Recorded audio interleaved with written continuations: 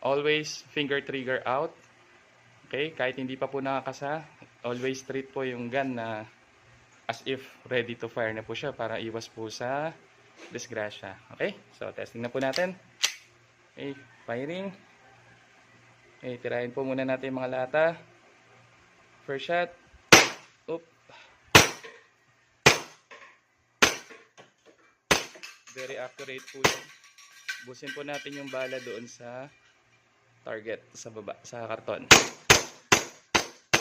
Okay, so wala na po siyang bala. Open slide. Ganyan po magiging itsura niyan. First, release the magazine. Ito po, tatanggalin yung magazine. And pwede po itong ibaba na mismo. Pero para maingatan po natin yung unit natin, support na lang po. Support na lang natin yan. Stop the slide and then release. Okay, tapos hammer down.